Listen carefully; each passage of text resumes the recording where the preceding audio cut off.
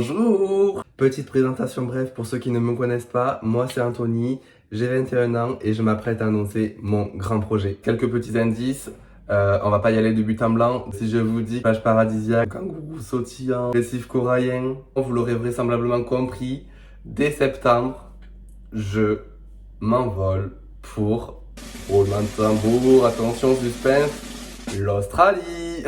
Ce projet-là, j'en ai parlé à ma famille, à mes amis.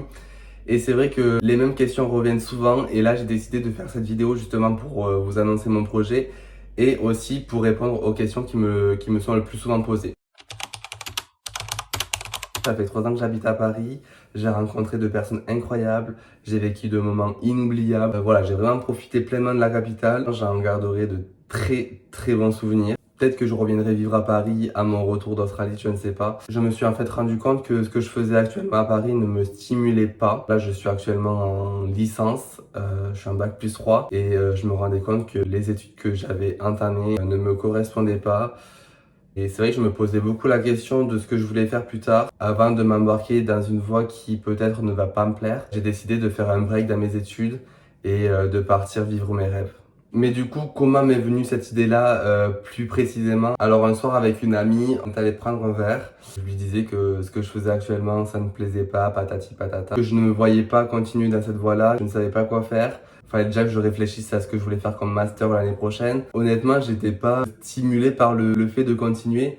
J'ai réfléchi, je lui ai dit ce que j'aurais aimé faire et elle m'a dit mais qu'est-ce qui t'en empêche? Pourquoi tu le fais pas? Et ben, c'est vrai que clairement rien. Je suis célibataire, je n'ai pas d'enfant, j'ai 21 ans. Let's go en fait. Je suis rentré. Et puis les jours qui ont suivi, ben, j'ai commencé à vraiment me renseigner. J'ai commencé à voir des plein de vidéos YouTube, de reportages. Je me suis inscrit sur des groupes Facebook pour un petit peu me renseigner, tâter le terrain. J'ai discuté avec plein de personnes qui ont vécu l'expérience ou qui sont en train de la vivre pour avoir le retour. Et plus je me renseignais et plus ça me donnait envie. Après ça, je n'ai pas réfléchi, je n'ai pas cherché à comprendre, j'ai directement entamé les démarches. Voilà, je me connais et je sais que lorsque je songe trop à quelque chose, des fois je ne passe pas le cap, je ne réalise pas ces choses-là et je trouve ça tellement dommage. Je ne voulais tellement pas passer à côté d'une si belle opportunité. Alors je me suis dit, Anthony, prends ton courage à deux mains et tu fais les démarches.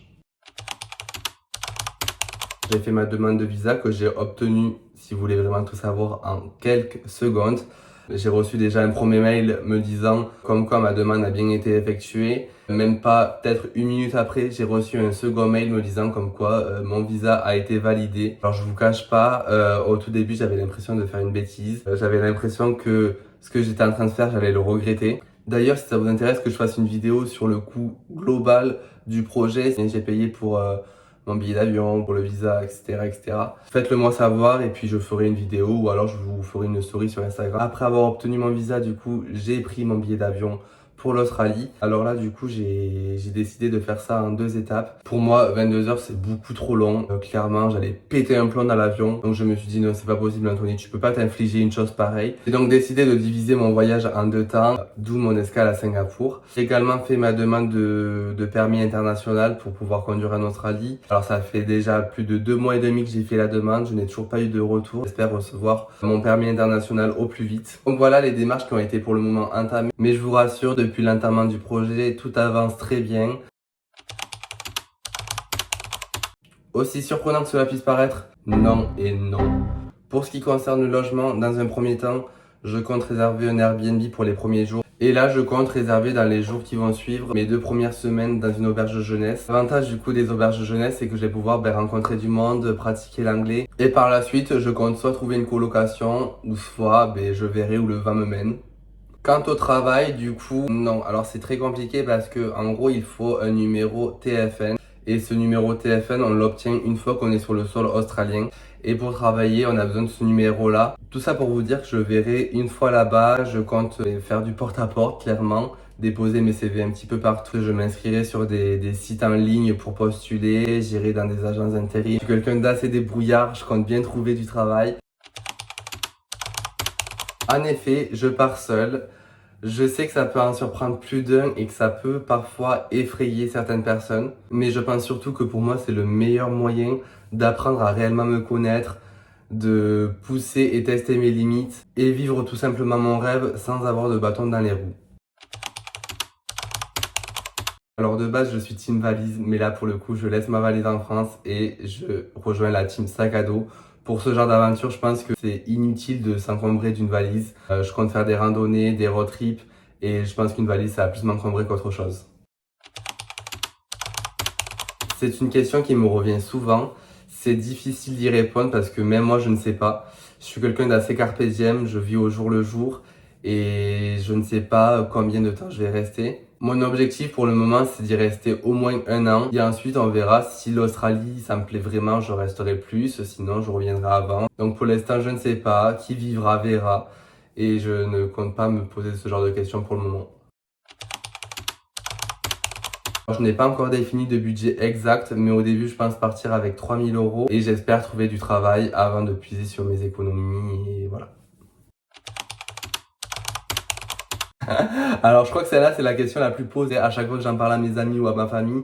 C'est la première question qui m'est posée. Mais Anthony, t'as pas peur des araignées, t'as pas peur des serpents? Alors, en toute franchise, si les serpents ainsi que les araignées sont ma principale phobie, je ne vous cache pas que j'ai très peur de me réveiller un matin et d'avoir face à moi une araignée qui me regarde avec ses gros yeux globuleux ou alors de découvrir une araignée dans ma chaussure. Non, vraiment, je vous jure, j'ai vraiment peur. J'ai peur de faire des randonnées et de croiser des serpents.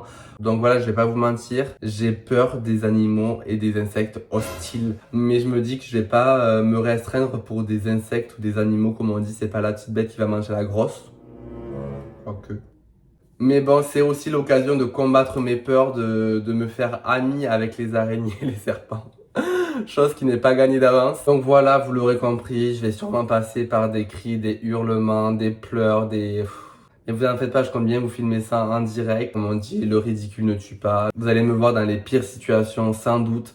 Mais voilà, ça fait partie du jeu. On approche à la fin de cette vidéo. Je pense que vous avez encore plein de questions à me poser. N'hésitez pas à me les poser en commentaire ou à m'envoyer un message privé sur Insta. Je ne manquerai pas d'y répondre. Vous l'aurez compris, cette chaîne YouTube est conçue pour vous partager toutes mes aventures. J'espère que le contenu de cette chaîne vous plaira. Merci à toutes celles et ceux qui s'abonneront à mon compte et qui me donneront ce gros coup de pouce en likant cette vidéo. On se retrouve très bientôt pour de nouvelles vidéos, mais surtout pour de nouvelles aventures. On est là pour ça. Donc restez connectés. Tout ça arrive très bientôt. Bisous!